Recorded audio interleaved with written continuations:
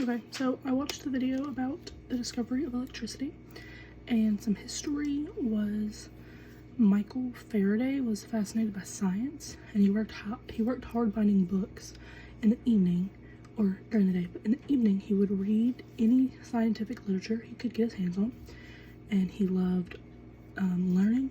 He had a passion and constant desire to understand why things were the way they were. Faraday was desperate to see the experiments themselves. He attended one of the last lectures of one of England's greatest chemists, Sir Humphrey Davy. This changed his life forever. After watching Davy, Faraday knew what he wanted to do with his life. He was determined to dedicate himself to furthering science. Within a year, Davy appointed him as assistant at a Royal Institute in England. So he served under him, and Davy was his boss. And to begin with, behind electricity and all this, the invisible forces of electricity and magnetism inspired Faraday's greatest breakthrough. In 1820, both magnetism and electricity were being studied by a Danish scientist who passed electric currents through a copper rod, and he held the copper rod near a compass needle and watched it move, and then he realized that electrical currents can create a magnetic force. Today we call this electromagnetism, and it's one of fundamental forces of nature that we have today. When this was discovered, it created tension between other scientists because they were all trying to find new links between electricity and other powers of nature, like how they found electricity and magnetism. Faraday set about recreating the Danish scientist's work. What he did to recreate, they were his first steps towards fame and fortune. Faraday concluded through his research that there must be a flow of forces acting between the copper wire and the compass needle.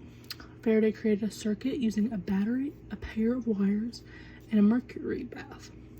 With this, Faraday proved that an invisible force does exist. His device was the first to convert electric currents into continuous motion. Basically, it's the earliest ever electric motor. He decided that he didn't want to stop there. He wanted to take this further. He explored more into the relationship of electricity, magnetism, and motion. His obsession, hard work, and determination eventually paid off come the 17th of October, when Faraday took a magnet and moved it in and out of a coil, and he was able to detect a tiny electric current. Eventually, he had generated a continuous flow of electric current. This is unlike the others because it came directly from a mechanical power. Other people began tweaking his experiment. They added more coils because that adds more turns, which means a stronger magnet. To continue, by the 1840s, Samuel Moore had developed a messaging system based on how long an electrical circuit was switched on or off, a long pulse of currents. By the 1950s, Europe and America were crisscrossed with land-based telegraph wires, but the dream of instant global communication was frustratingly out of reach. This was because there was still no cable capable of carrying messages between two of the greatest powers. But July 27th, 1866, a message was sent from Ireland to Newfoundland, clear and crisp, and at last the dream of instant transatlantic communication had become a reality. The inventor of the telegraph changed ordinary people's lives and would be the breakthrough in how we can use continuously flowing electric currents. We began to come up with different ways to light homes other than burning. This is where Edison came in because he invented the light bulb.